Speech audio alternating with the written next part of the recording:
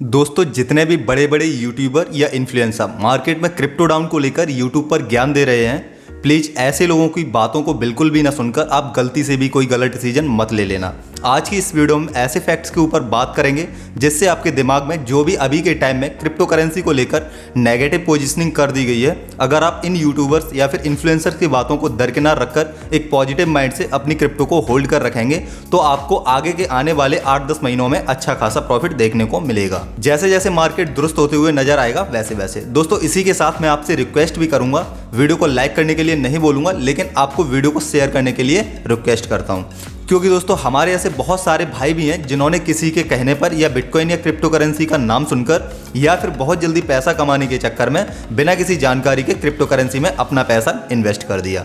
अब वो सोच रहे हैं भाई मैं तो फंस गया क्रिप्टो में इन्वेस्ट करके, अब क्या करूं मैं, कहीं मेरा पैसा डूब तो नहीं जाएगा, कहीं मेरी क्रिप्टो टेरा लूना की तरह डूब तो नहीं जाएगी, या क्रिप्टो करेंसी खत्म तो नहीं हो जाएगी। तो दोस्तों ऐसा बिल्कुल भी नहीं होने वाला। अब हमारे वो भाई क्रिप्टो करेंसी मार्केट क्रैश के बाद बहुत ज़्यादा डरे हुए भी हैं, और मुझे तो उन यूट्यूबर्स पर दया आती है जो क्रिप्टो करेंसी की आधी अधूरी जानकारी रखकर यूट्यूब पर कुछ भी फैल रहे हैं। तो सबसे पहले हम बात कर लेते हैं टेरा लूना क्रैश के बारे में। तो बहुत सारे लोगों को लगता होगा कंपनी भाग गई या फिर कोई स्कैम हुआ है, इसी वजह से लूना क्रैश हो गया। तो ऐसा बिल्कुल भी नहीं हुआ है कि कंपनी भाग गई है या कोई स्कैम हुआ है। टेरा लूना क्रैश को समझने से पहले हमें लूना की एल्गोरिदम को समझना होगा, यानी कि इसकी जो टेरा ब्लॉकचेन है किस तरीके से काम करती है। देखिए दोस्तों, जो टेरा है वो इसकी ब्लॉकचेन है और जो लूना है वो इसका कॉइन है, और जो यूएसटी है वो इसका एक स्टेबल कॉइन है। अब बात कर लेते हैं टेरा लूना क्रैश क्यों हुआ। तो दोस्तों लूना के केस में क्या हुआ, देखिए स्टेबल कॉइन जैसे आईएनआर मतलब हमारा रुपया, यूएसडी यानी यूएस डॉलर, इनके पीछे क्या होता है, इनके पीछे एक सेंट्रल एंटिटी होती है इनको कंट्रोल करने के लिए, और जितना गवर्नमेंट या सेंट्रल अथॉरिटी कॉइन को इशू करती है उतना पैकिंग में उस कॉइन की वैल्यू को रखती है। जैसे हमारा रुपया छपता है तो ऐसे ही प्रिंटिंग प्रेस लगा दी और जितना मन हुआ उतना पैसा मिंट कर लिया या रुपया मिंट कर लिया, ऐसा बिल्कुल भी नहीं होता है। रुपये को हम कितना छाप सकते हैं ये गवर्नमेंट, कंट्री की जीडीपी, इन्फ्लेशन, एक्सपोर्ट इंपोर्ट, इन सब पर निर्भर करता है। अब आते हैं हम लूना को क्यों बनाया गया था। तो लूना को बनाने का कारण डिसेंट्रलाइजेशन था, जिसके पीछे कोई सेंट्रलाइज एंटिटी काम ना कर रही हो। जैसे फिएट करेंसी जैसे हमारा इंडियन रुपी, यूएस डॉलर, इन सब के पीछे सेंट्रल एंटिटी होती है, इन्हें गवर्नमेंट या फिर कोई सेंट्रल अथॉरिटी कंट्रोल करती है। वैसे टेरा ब्लॉकचेन के ऊपर बना हुआ लूना कॉइन यूएसटी को एक ऐसी डिसेंट्रलाइज करेंसी बनाना चाहता था जिसके पीछे कोई भी सेंट्रलाइज एंटिटी ना हो। वो एक डिसेंट्रलाइज करेंसी के ऊपर वर्क कर रहे थे। लूना चाहता था कि एक ऐसी डिसेंट्रलाइज करेंसी हो जिसकी वैल्यू $1 के बराबर हो और उसके पीछे कोई सेंट्रल एंटिटी काम ना कर रही हो। बेसिकली लूना एक L1 ब्लॉकचेन है, उसके ऊपर अलग अलग प्रोजेक्ट बन रहे थे, और लूना का स्टेबल कॉइन यूएसटी उसी L1 ब्लॉकचेन लूना के साथ पैक्ड था। जैसे जैसे लूना का प्राइस बढ़ रहा था, अब लूना का प्राइस कैसे बढ़ रहा था, तो लूना का प्राइस ऐसे बढ़ रहा था, जो टेरा लूना ब्लॉकचेन है उसके ऊपर बहुत सारे प्रोजेक्ट बन रहे हैं, जैसे डीफाई यानी डिसेंट्रलाइज फाइनेंस, टोकन, इसी वजह से लूना का प्राइस बढ़ रहा था, और जो लूना का स्टेबल कॉइन यूएसटी इसी पर वर्क कर रहा था। तो ऐसे बोल सकते हैं यूएसटी की $1 वैल्यू के पीछे लूना ब्लॉकचेन के ऊपर बने हुए प्रोजेक्ट्स या फिर प्रोटोकॉल काम कर रहे थे, और इनके व्हाइट पेपर में ये मेंशन था कि जैसे जैसे स्टेबल कॉइन यूएसटी की डिमांड बढ़ेगी वैसे वैसे लूना की बर्निंग होगी। बर्निंग मतलब लूना कम होगा, यानी लूना की जो सप्लाई है उसे कम कर दिया जाएगा। अब यूएसटी की डिमांड बढ़ रही थी, तो जो इसका स्टेबल कॉइन यूएसटी उसकी डिमांड बढ़ रही थी और लूना कम हो रहा था। तो सिंपल सा कॉन्सेप्ट है, अगर डिमांड ज़्यादा होगी और सप्लाई कम होगी तो प्राइस बढ़ेगा। मान लो आपके पास एक प्रोडक्ट है और खरीदने वाले 10 हैं, तो डिमांड ज़्यादा है और सप्लाई कम है, तो जाहिर सी बात है उस प्रोडक्ट की वैल्यू बढ़ेगी। तो इसी वजह से लूना का प्राइस बढ़ रहा था। और इसके अपोजिट में ये भी था, अगर कोई यूएसटी को सेल करेगा तो लूना की सप्लाई बढ़ेगी। अब यूएसटी को कोई सेल करेगा तो लूना की सप्लाई बढ़ेगी, और लूना की सप्लाई बढ़ेगी तो प्राइस कम होगा। इसी एल्गोरिदम के ऊपर टेरा लूना ब्लॉकचेन काम कर रही थी। अब आप एक बात बताइए, क्या होगा अगर लूना का स्टेबल कॉइन यूएसटी एकदम से डंप हो जाए, मतलब यूएसटी का प्राइस $1 से 10 सेंट या फिर 0 हो जाए। तो सीधा सा मतलब है यूएसटी जब डंप होगा या यूएसटी की प्राइस नीचे आएगी वैसे वैसे लूना का प्राइस भी नीचे आएगा। और ये सारी बातें व्हाइट पेपर में लिखी थी, जिसमें इन्वेस्टर का $70 बिलियन खाक हो गया।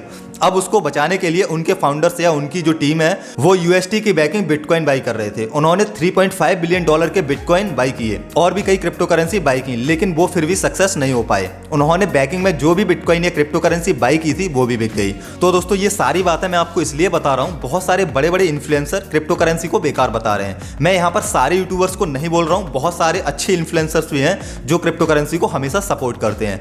अब तो कोई भी आ जाता है आधा अधूरा ज्ञान लेकर और क्रिप्टो करेंसी को पेल के चला जाता है। चलो बहरहाल छोड़ो इन लोगों को, हम बात कर लेते हैं कि हमें क्या करना चाहिए। मार्केट में इतना पैनिक है, क्या हमारा क्रिप्टो मार्केट से बाहर हो जाना चाहिए या जितना पैसा बचा है उसे मार्केट से बाहर निकाल लेना चाहिए, या फिर क्रिप्टो करेंसी खत्म होने वाली है।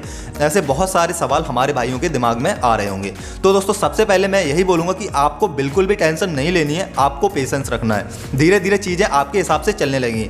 आप अभी जितना भी लॉस में है वो आने वाले कुछ महीनों में रिकवर हो जाएगा। आपका जितना भी लॉस है वो आने वाले कुछ महीनों में रिकवर हो जाएगा। उम्मीद करता हूं आपको अच्छे खासा प्रॉफिट भी देखने को मिलेगा। अब ऐसे फैक्ट्स के ऊपर बात कर लेते हैं जिससे कि क्रिप्टो करेंसी मार्केट बहुत ज्यादा पैनिक का माहौल बना हुआ है। तो सबसे पहले हम लूना क्रैश की वजह से भी क्रिप्टो करेंसी मार्केट में पैनिक का माहौल देख सकते हैं, जिसमें इन्वेस्टर का $70 बिलियन से भी ज्यादा जीरो हो गया। इसमें सारी दुनिया की गवर्नमेंट्स ने देखा कैसे इन्वेस्टर का $70 बिलियन 7 दिन के अंदर जीरो हो गया।